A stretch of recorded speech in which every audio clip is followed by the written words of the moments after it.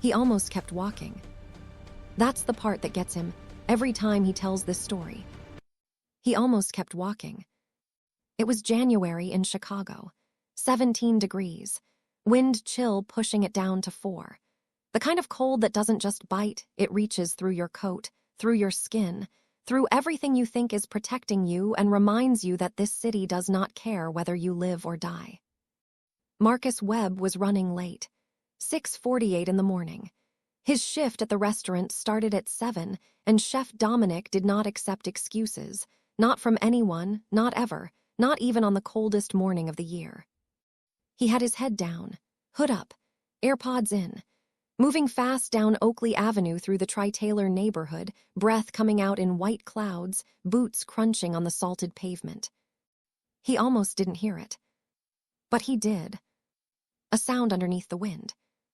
Small, strained, coming from between two parked cars on the left side of the street. He pulled out one AirPod. There, pressed against the door of a black Lincoln Town car, one hand gripping the door handle, one hand clutching a rosary to her chest, was a very old Italian woman in a wool coat that probably cost more than his rent, going down. Not slowly, fast. Her legs had given out completely. Marcus dropped his bag and caught her before she hit the pavement. What Marcus didn't know, what he could not have known standing on that frozen sidewalk at 6:48 in the morning, was that the woman in his arms was Rosa Conti, 83 years old, and the only person on earth that the most feared man in Chicago would burn the entire city down to protect.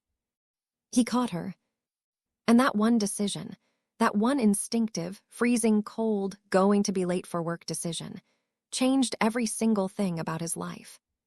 Stay with me, because this story goes somewhere you will not see coming. His name was Marcus Anthony Webb. 28 years old, 5'11", built like someone who had spent his teenage years hauling cases of produce in a restaurant kitchen, which is exactly what he had done. He grew up in Inglewood, the real Inglewood, not the version that gets mentioned in passing on the evening news when something bad happens, but the actual neighborhood with the actual people who lived there and loved it and built their whole lives inside it despite everything the city threw at them. His grandmother, Ida Webb, had raised him from the age of 9 after his mother's addiction took her somewhere the family couldn't follow. His father had been a shadow, present occasionally, reliable never, the kind of man whose absence taught you more than his presence ever could. Ida was the whole story. Ida cooked. God, Ida cooked. Sunday dinners at Ida's table were the kind of meals people drove across the city for. Oxtail that fell apart before the fork reached it. Cornbread with a crust that shattered like glass. Sweet potato pie that made grown men go quiet. She cooked with the specific authority of a woman who understood that feeding people was not a service. It was a declaration. I see you. I value you. You matter enough for me to do this. Marcus had absorbed all of it. Not just the recipes, the philosophy. By 14, he was cooking alongside her. By 16, he was running her kitchen when her arthritis got bad. By 18, he had gotten himself a job at a mid-range Italian place on the north side, Trattoria Venezia, washing dishes.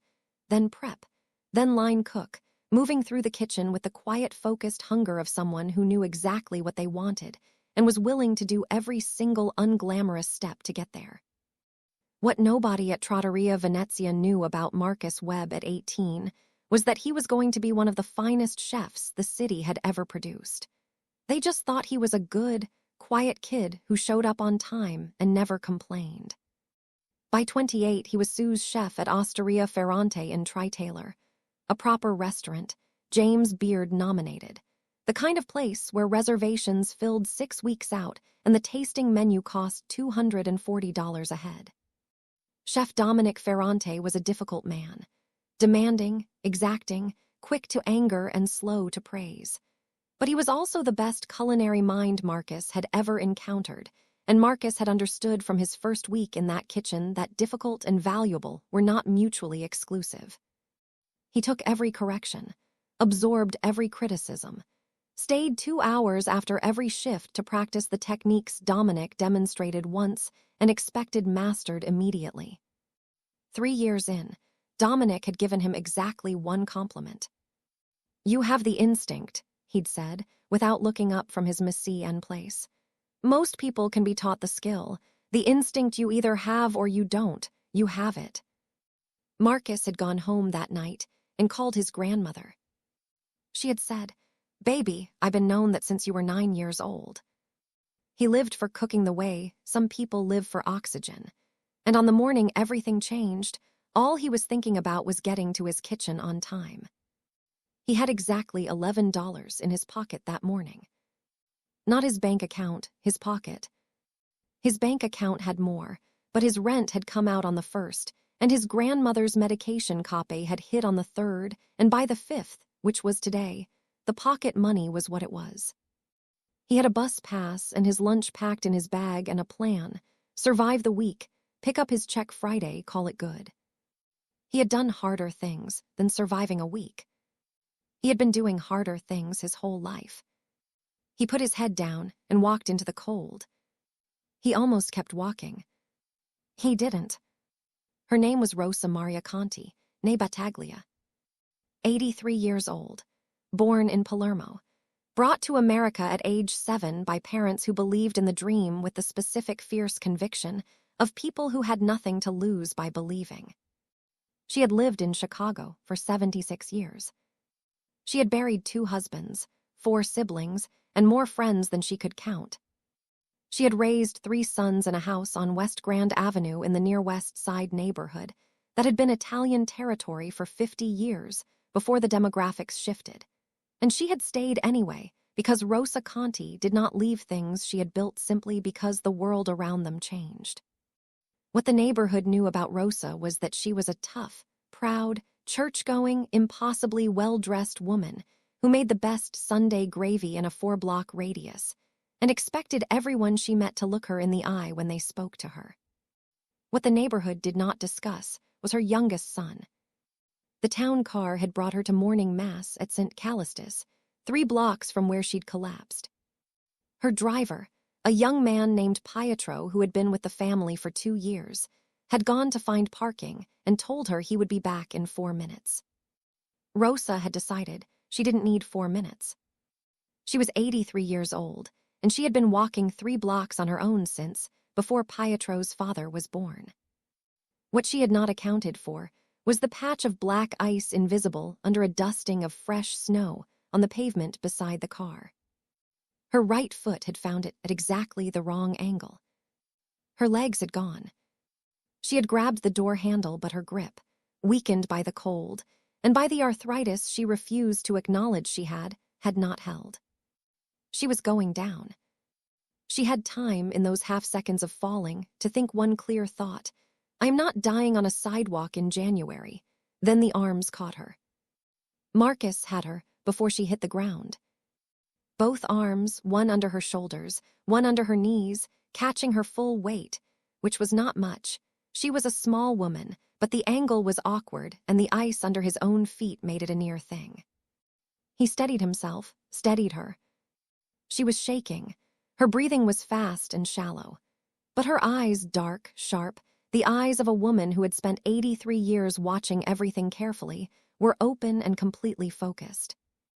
"Don't put me down yet," she said in lightly accented English. "The ice." "I got you," Marcus said. "I'm not putting you down." He moved carefully, testing each step, until he had her against the side of the car away from the ice patch. Then he helped her stand, keeping both hands on her arms until she was stable. She straightened herself, adjusted her coat, checked the rosary still in her hand. Then she looked at him.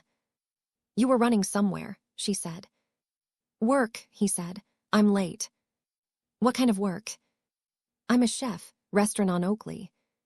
She studied his face with the specific assessment of someone who has spent a lifetime evaluating people quickly and accurately. "Are you married?" she said. Despite everything, the cold, the near disaster, the fact that he was now definitely late, Marcus almost laughed. "No, ma'am." "Good-looking young man, good job." "Helps a stranger in the cold," she said. "Someone should have married you by now." And right then, Before he had any idea what he had stumbled into, Marcus Webb made the second decision that changed his life. He waited. He did not leave until Pietro came running back around the corner, face white with panic, and took charge of Mrs. Conti. He did not leave until he had confirmed she was unhurt and seated in the car. He did not leave until she had taken his hand in both of hers and said thank you in a way that was not a pleasantry but something else entirely. "What is your name?" she said. Marcus Webb." "I will remember that name, Marcus Webb." He had no idea, none, that on the other end of a phone call Pietro was already making, a man named Carmine Conti was hearing those exact words. His full name was Carmine Joseph Conti. 51 years old, 6'2", the kind of physical presence that made people move slightly to the side when he entered a room without fully understanding why they were doing it. He had his father's build and his mother's eyes, and a mind that his former priest had once described, with a mixture of admiration and genuine fear, as the sharpest he had ever encountered. He ran things. Not officially, not on paper. There was no title, no business card, no org chart with his name at the top. But in the neighborhood that stretched from the near west side through Little Italy and into parts of Bridgeport that the city's official power structures had quietly decided to leave alone, in that territory, Carmine Conti's word was the last word. On everything. He had inherited the position the way you inherit anything in that world, not because it was given to you, but because you were the one who was left standing when the dust settled, and the people who questioned your right to it were no longer in a position to question anything. He was also, by all accounts from the people who knew him outside his professional capacity, a devoted son. Rosa Conti was the one untouchable thing in Carmine's life. Not untouchable as a figure of speech. Untouchable as policy, as law, as the one line in a world of negotiable lines that was never under any circumstances negotiable. He had made this clear once, years ago, to a man who had made the mistake of using Rosa's name in a threat. That man had not made another mistake. When Pietro called from the sidewalk on Oakley Avenue, voice cracking with the specific panicked frequency of a young man who knows he let something terrible almost happen on his watch, Carmine had been eating breakfast in his kitchen on West Lexington. He had put down his coffee, listened to the entire account without interrupting, then asked one question. The man who caught her, he stayed. "Yes, sir, wouldn't leave until he knew she was okay. She's fine, she's in the car. She's asking for his name." Carmine was quiet for a moment.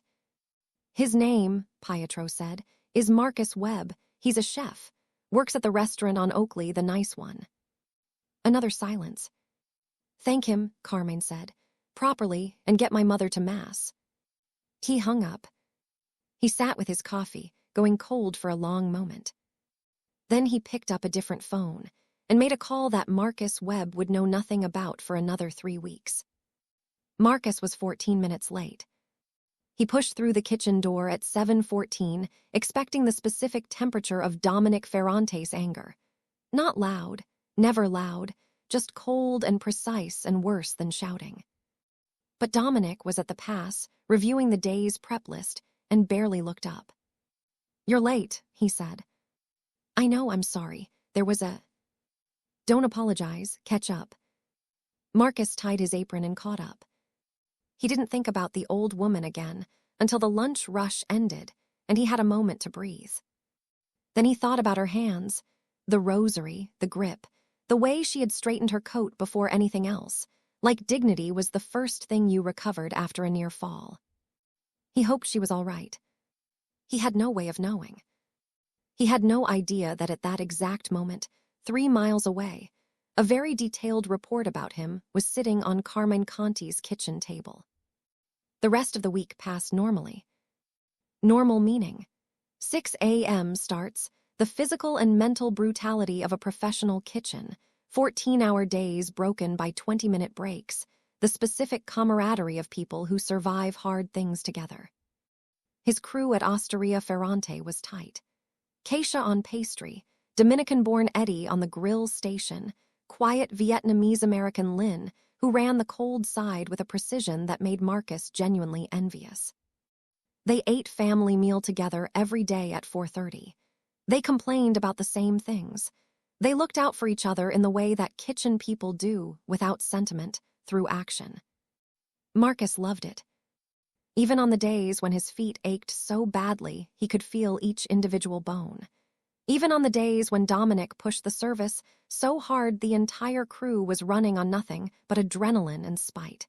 Even on those days, he loved it. The kitchen was the one place in his life that felt completely his.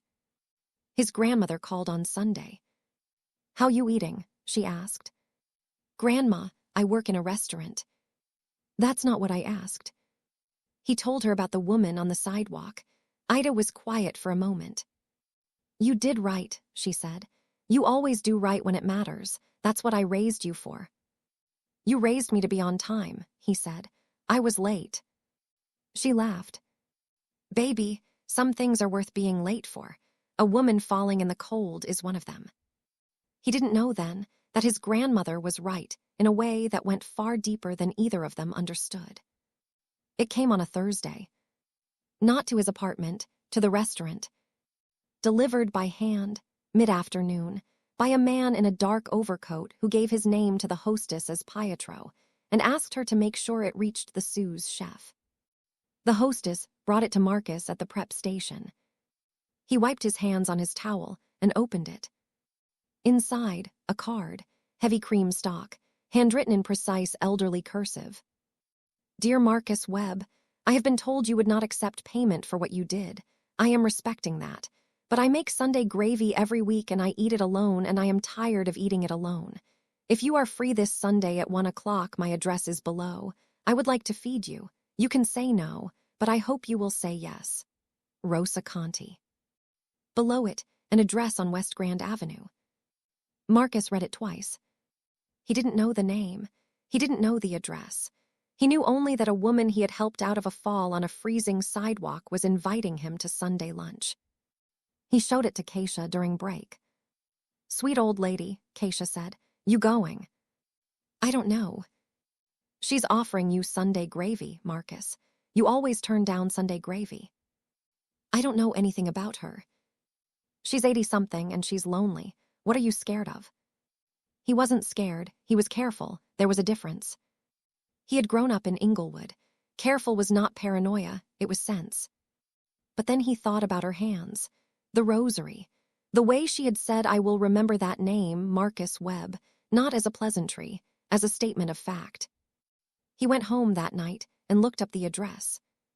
Nice street, near West Side, old neighborhood money. He looked up the name Rosa Conti. Nothing remarkable. A church directory listing. An old neighborhood association newsletter. The kind of digital footprint that belongs to someone of a certain age who predates the internet by 40 years. He looked up the address more specifically. Found a property record. Owner listed as Conti Family LLC. He searched that. Found almost nothing. A business registration, minimal details, no individuals named. He didn't search further. He should have. But he didn't. And that gap in his research was the gap he walked through the following Sunday. He texted back through Pietro's number.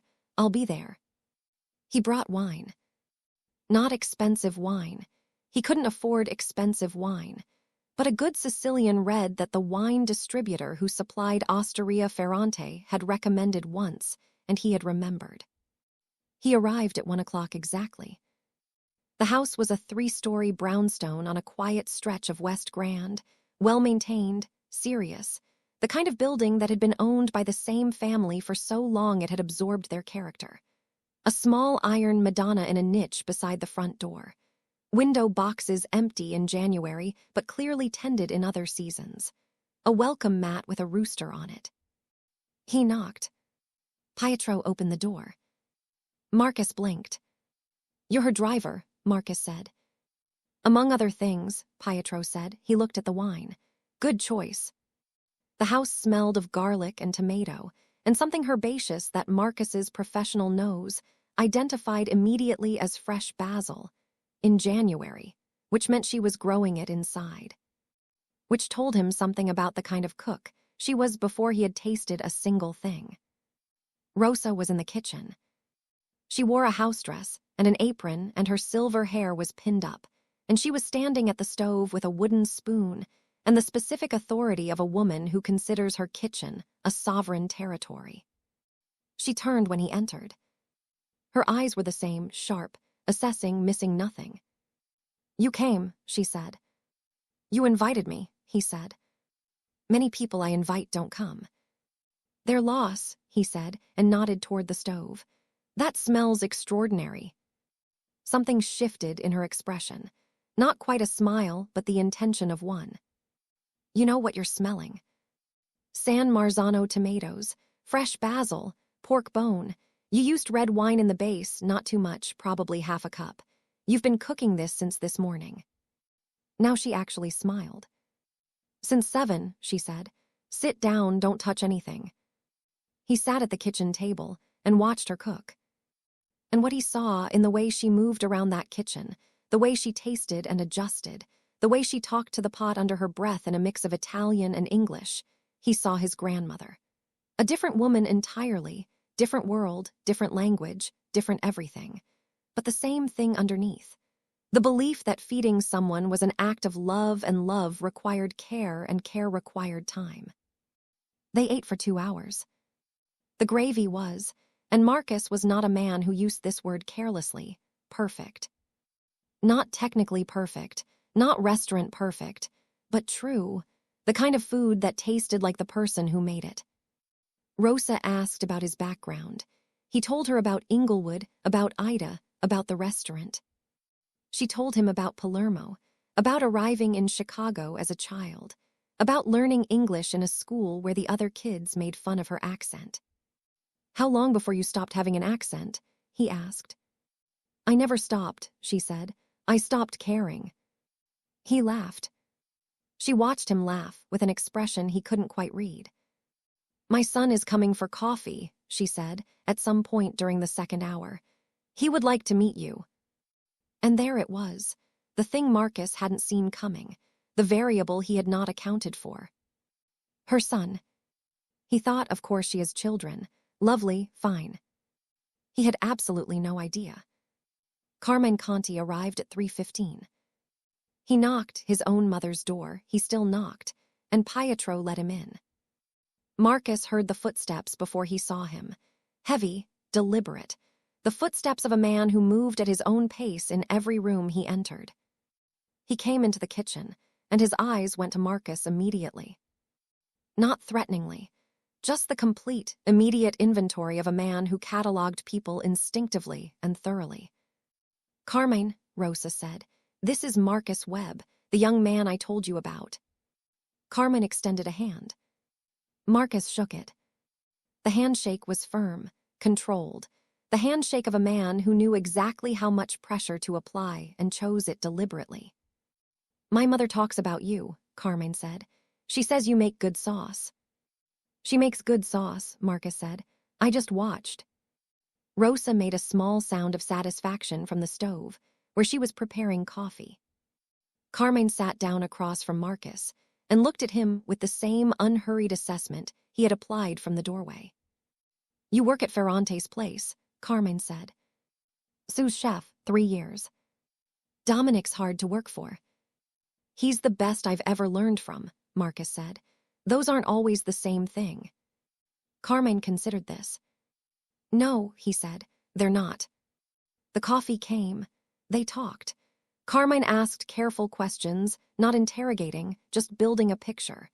Marcus answered honestly because he had nothing to hide, and because something in this man's manner made evasion feel both pointless and disrespectful. He didn't fully understand who Carmine was until he left. Pietro walked him to the door, and as Marcus put on his coat, something made him say, "Her son seems intense." Pietro looked at him for a moment, with an expression Marcus couldn't read. "Mr. Conti takes his family very seriously," Pietro said carefully. "Most sons do." "Yes," Pietro said, "but Mr. Conti more than most."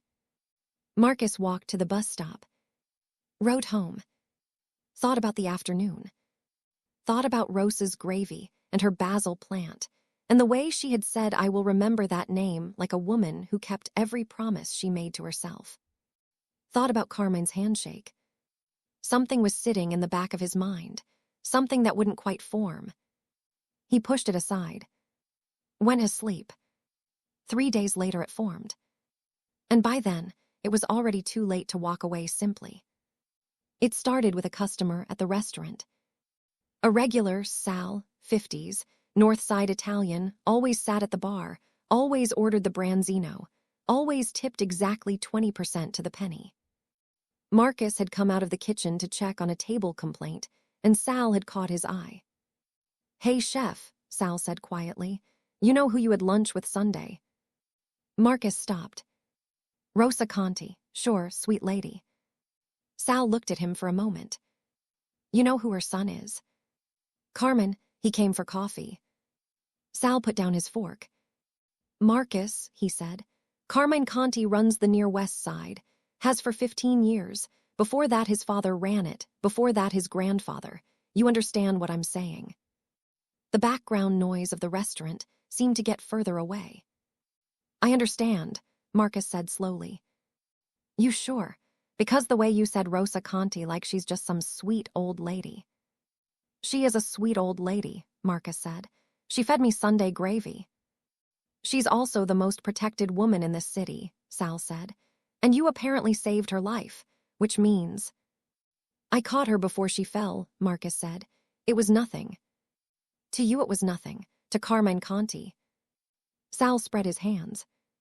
And Marcus understood the thing that had been sitting unformed in the back of his mind since Sunday afternoon.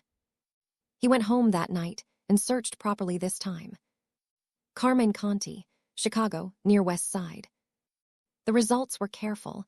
Nobody wrote directly about men like Carmine in searchable terms, but the picture assembled itself from fragments. Property records, business registrations, court documents where his name appeared as a witness and then didn't. A Tribune article from 7 years ago about organized crime in Chicago that mentioned him in one sentence and then pivoted quickly. A neighborhood association posting where he was thanked for a donation to a local school. Marcus sat back from his laptop. He thought about what he now knew. He thought about what it meant for the Sunday lunches Rosa had already, in the space of one afternoon, made clear were going to be a regular occurrence. He thought about his grandmother's voice. "You did right." And he made the third decision, the one that locked everything in. He was going back next Sunday. Not because he wasn't scared, not because he didn't understand the weight of what he was stepping near, but because Rosa Conti had made him Sunday gravy and talked about Palermo and looked at him like he was a person worth feeding. And Marcus Webb did not abandon people who looked at him that way. He went back. And the Sunday after that. And the one after that. The lunches became a rhythm. 1 o'clock. Rosa in her kitchen. The smell of whatever she had been cooking since morning. The table set with the good dishes, not because Marcus warranted them necessarily, she explained once, but because her mother had taught her that the good dishes existed to be used, not stored, and a guest who had shown kindness was a guest who deserved the good dishes. They talked about food. They talked about Chicago. They talked about their families, his grandmother and her sons, his mother and her father, the parallel architectures of loss and love that had shaped them both. What Marcus had not expected was how much Rosa knew. Not just neighborhood knowledge, everything. She read 4 newspapers. She had opinions about city politics and national policy and the state of Italian cinema. She had a razor-dry sense of humor that she deployed without warning and then watched him try to catch up with obvious satisfaction. Carmine came sometimes. Not every Sunday. He had his own life, his own obligations, things Marcus still didn't ask about directly. But when he came, he stayed for coffee, and the conversation was careful and real and gradually, over those Sundays, became something Marcus could only describe as mutual respect. Carmine never brought up what he did. Marcus never asked. An unspoken agreement that preserved the cleanliness of whatever this was becoming. "You're good with her," Carmine said one Sunday, Watching Marcus help Rosa rinse the dishes she washed, he dried, a system they had arrived at naturally by the third week.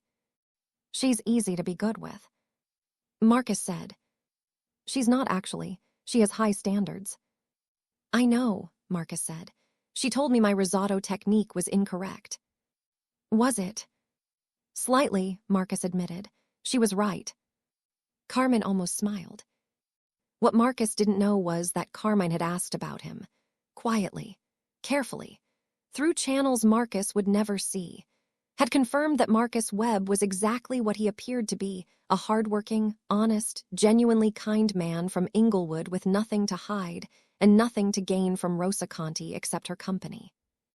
That confirmation had meant more to Carmine than Marcus would ever fully understand. Because men in Carmine's world did not encounter people with nothing to gain. It was the rarest thing he had ever encountered. 6 months in. It was July. The city had flipped from brutal cold to brutal heat with the brief, beautiful 2 weeks of perfect Chicago spring that locals treated as a sacred holiday. Rosa was having a harder time. Not dramatically, she would never allow drama about her own health, but Marcus noticed. The way she moved between the stove and the counter had changed slightly, a careful quality that hadn't been there in January. The way she sometimes sat for a moment when she thought he wasn't watching. "Mrs. Conti," he said one Sunday, "are you feeling all right?" "I'm 83, she said. "All right is relative." "Has your doctor?" "My doctor says what all doctors say. Rest more, do less, eat differently." "And you're ignoring him," she said, "as God intended." He laughed, but he also, the following week, mentioned it to Pietro, quietly. Not as a report, he was not and would never be a source of information about Rosa, just as a concern from someone who cared. Pietro had looked at him for a moment. "Mr. Conti will want to know you said that," he said. "I'm not saying it to Mr. Conti," Marcus said.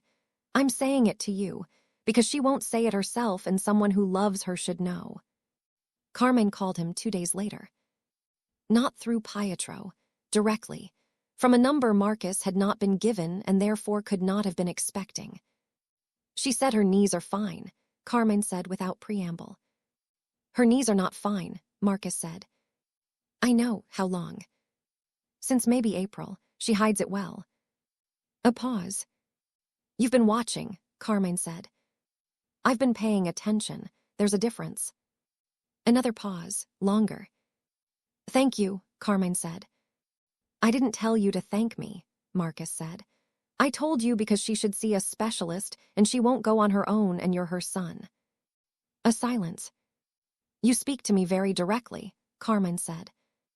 "Is that a problem?" "No," Carmen said. "It's..." A pause that held something Marcus couldn't name. "No, it's not a problem." 3 weeks later, Rosa saw a specialist. Her knees were, in fact, not fine. She needed surgery. She had apparently needed it for over a year and had been managing on Pride and ibuprofen. She was furious that anyone had noticed. She was also, when Marcus arrived the Sunday after the diagnosis with a container of the chicken soup his grandmother had taught him. The one with the soft cooked egg and the ginger. The one item made when you needed feeding back to yourself. Not quite as furious as she was pretending to be.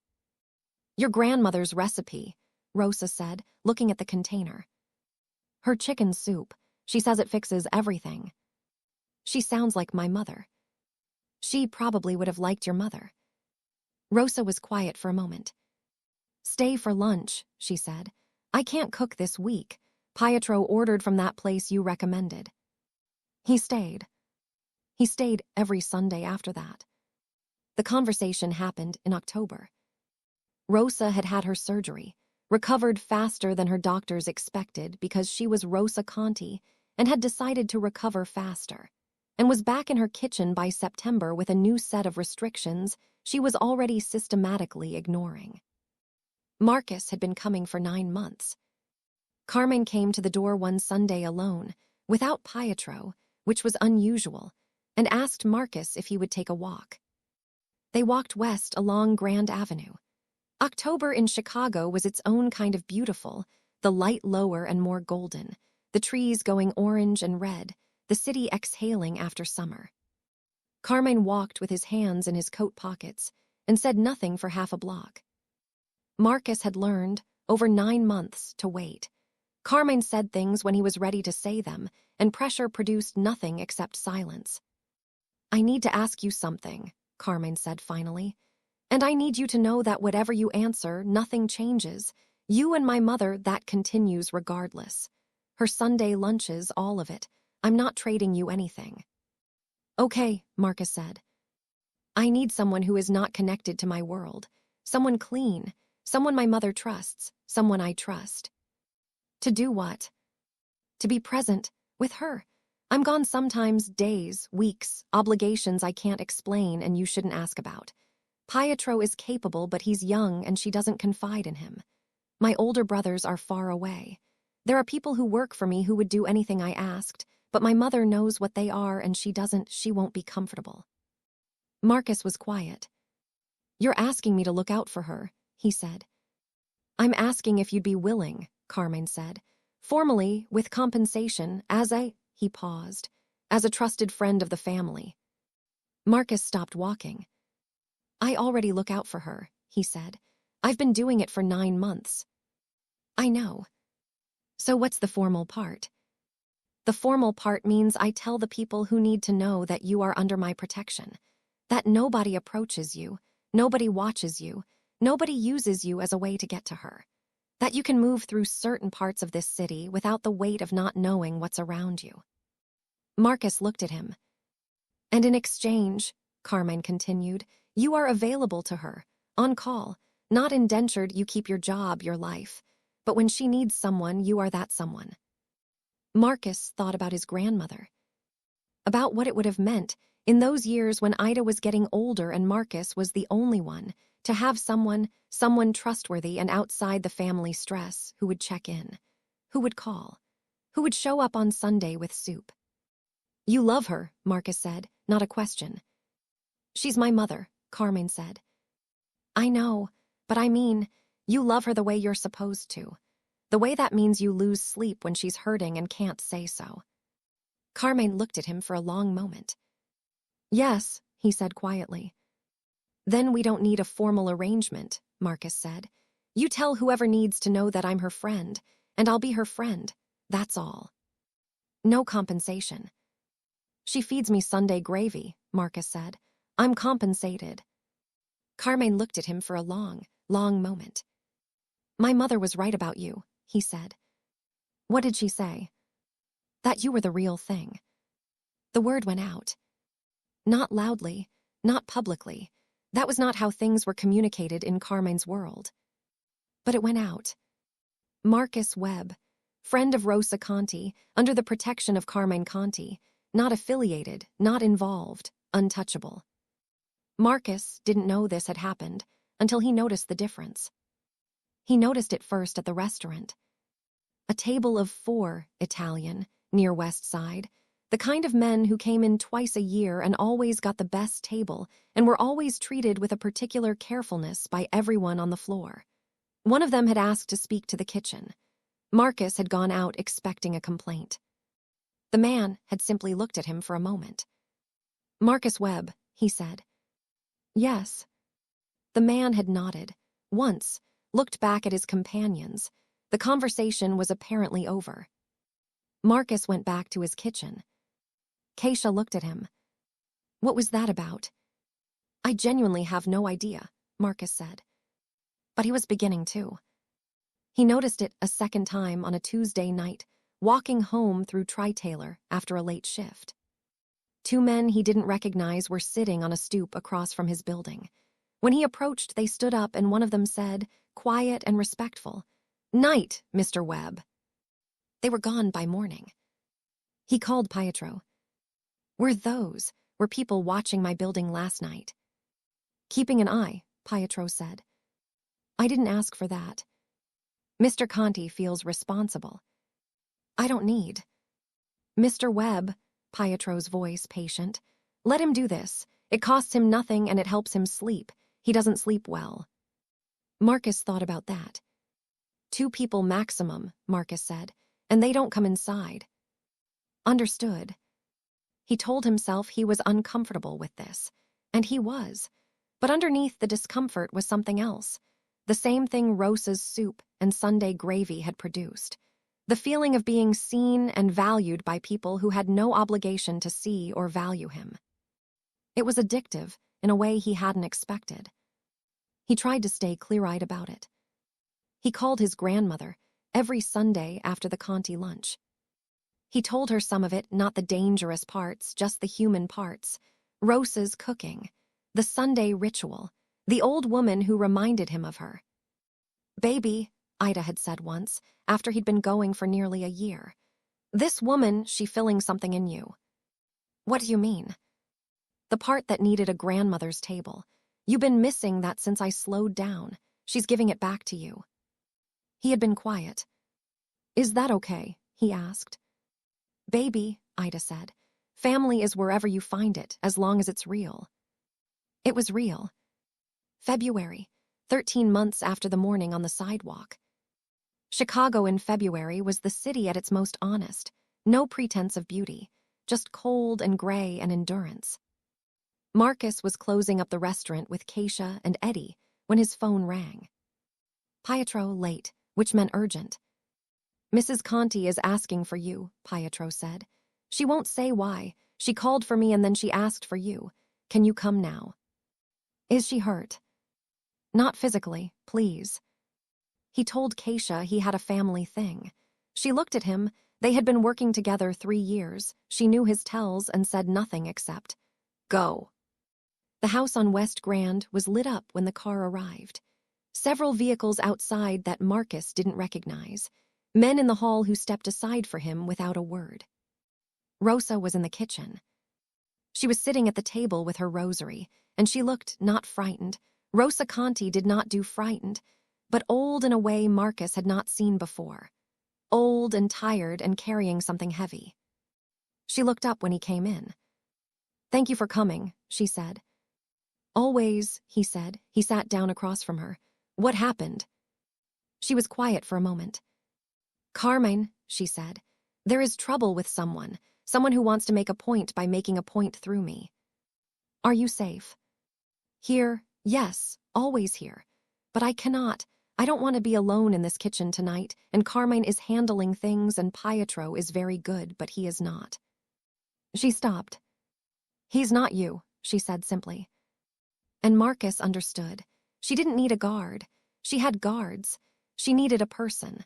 Someone to sit at her kitchen table and drink coffee and remind her that the whole world was not made of danger. He stayed. He made coffee. He found the ingredients for a simple pasta. She always had what was needed.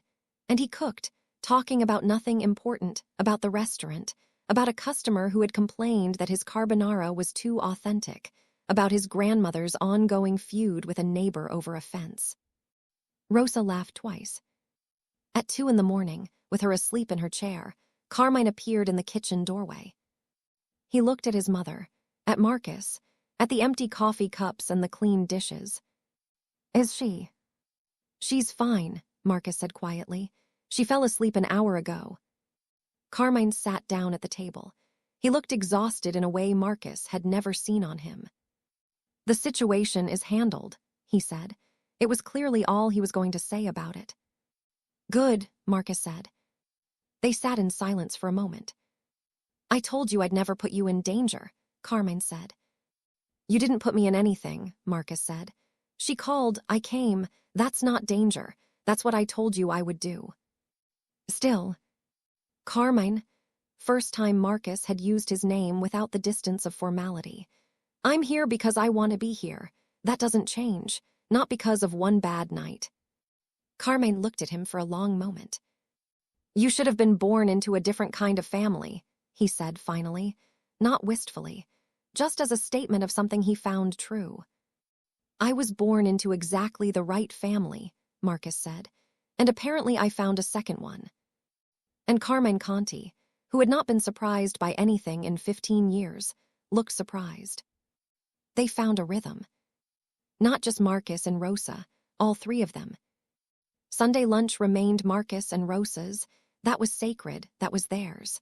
But Carmen came more often now, stayed longer, began, slowly and then more deliberately, to bring Marcus into conversations that were not about food. Not criminal conversations. He never crossed that line, and Marcus never invited him to. But real ones. About his father. About growing up in a household where power was the operating currency. About what he wanted for his own sons. Carmine had 2 boys, both in school in Italy at their mother's insistence, a decision he had accepted because he trusted her judgment more than his own in this. "Do they know what you do?" Marcus asked once. The older one suspects. The younger one thinks I'm a businessman. "Are you going to tell them?" "When they're ready." "When is that?" "When they ask the right question in the right way," Carmine said. "You'll know it when you hear it. It's the question that means they're ready for a real answer." Marcus thought about that for a long time. He thought about the questions he hadn't asked his own father until it was too late to ask them. About the conversations his father's absence had made impossible. About what it would have meant to have those conversations, even the hard ones. Rosa watched all of it with the satisfaction of someone who had set something in motion and was watching it unfold exactly as she had intended. Marcus had figured this out by month 4. "You wanted this," he said to her one Sunday. "You wanted me to know him." "I wanted him to know someone honest," she said. "He is surrounded by people who tell him what he wants to hear or what they need him to believe. He is lonely in a way he cannot name because he has never had a name for it." "And you thought You caught me when I fell," Rosa said. "And then you waited. You didn't run away and you didn't push forward. You simply waited and let things be what they were. That is very rare. That is what he needs around him." He looked at her. "You're extraordinary," he said. "I know," she said. "Now taste this and tell me if it needs more salt." 2 years in. Marcus was 30. His career was at a crossroads, not a bad one, a generative one. Dominic Ferrante was expanding. A second osteria location in the West Loop. He was offering Marcus the head chef position. It was everything Marcus had been working toward. It was also $320,000 in construction debt on a new restaurant that Dominic was taking on personally and wanted Marcus to co-sign as a partner. Marcus didn't have $320,000.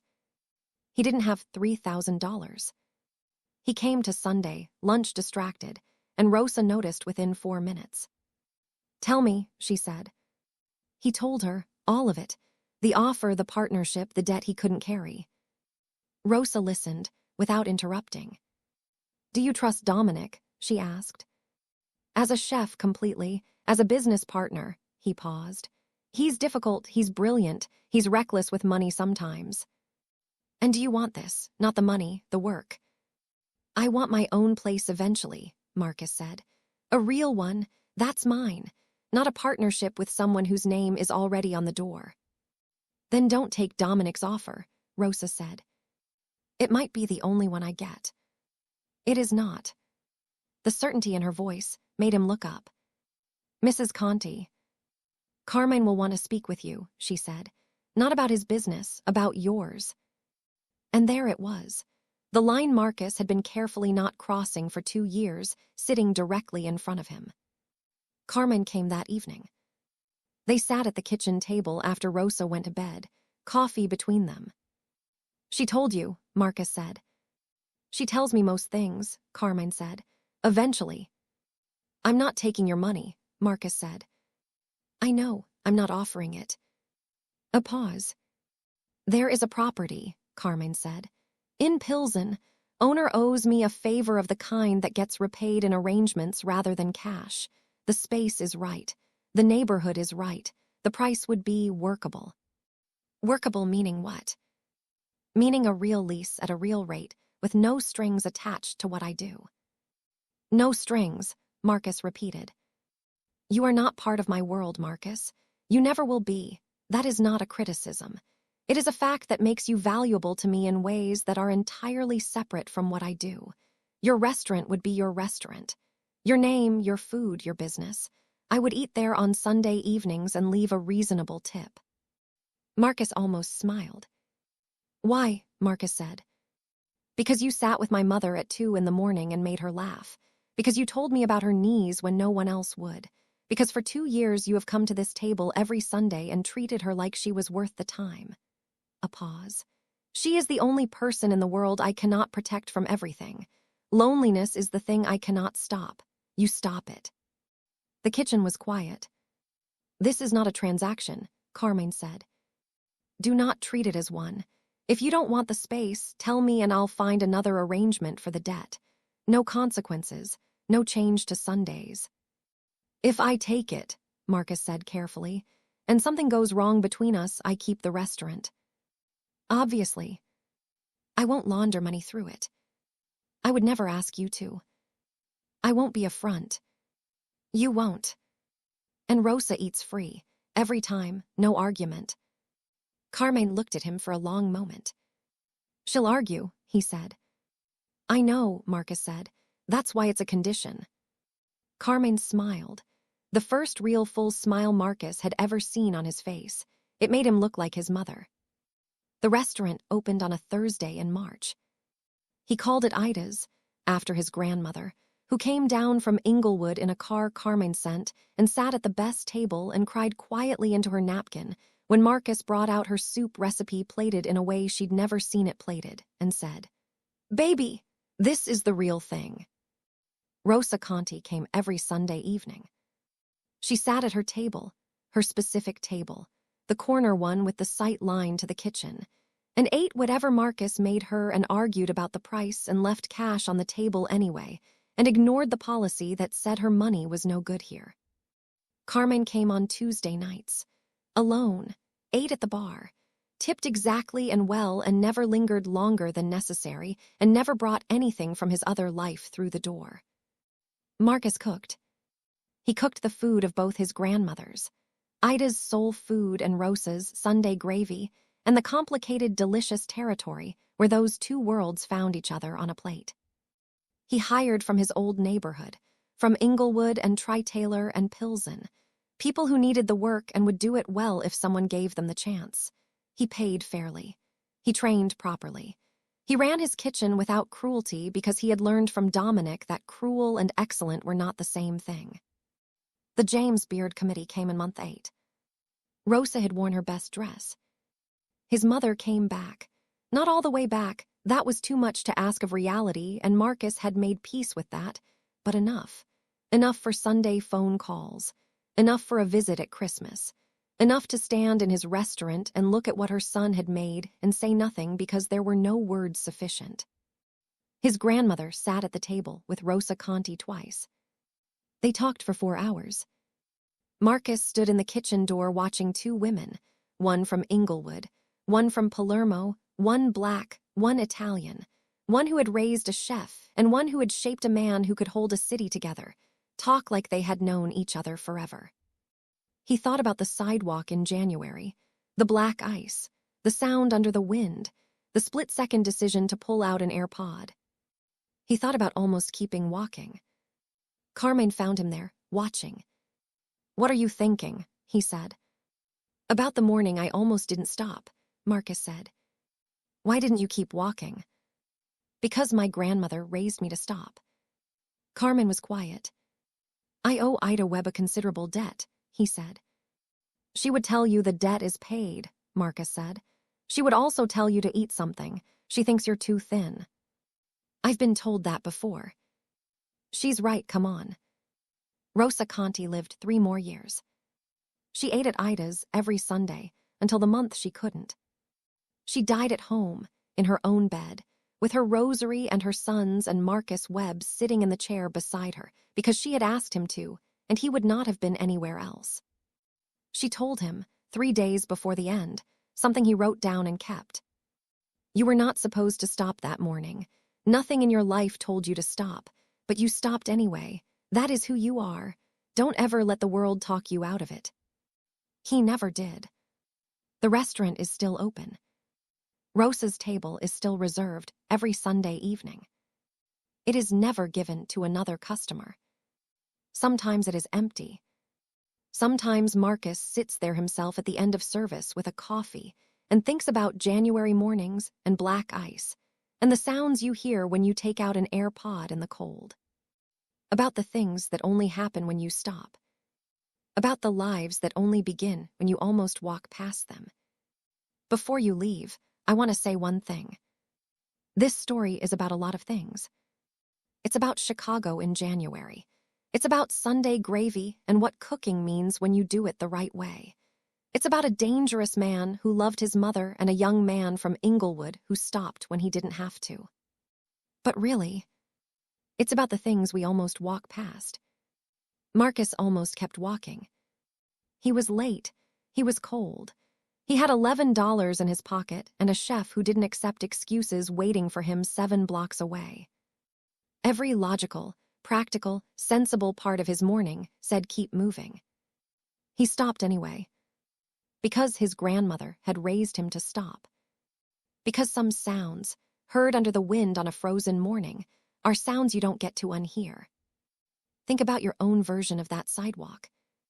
The moment someone needed something and you were running late, and the wind was cold and everything, and you said, "Not today." And think about what happened when you stopped anyway. Or what might have happened. Or what still could. Because the most important people in your life will not always arrive through doors you expected. Sometimes they are on a sidewalk in January going down. Sometimes they are in the next booth at a diner. Sometimes they are at the end of a sound you almost missed. Sometimes the whole direction of your life is on the other side of a decision that takes 3 seconds. Marcus Webb stopped, and he built a life from it. A real one. The kind that lasts. Stop when you hear the sound. Every single time.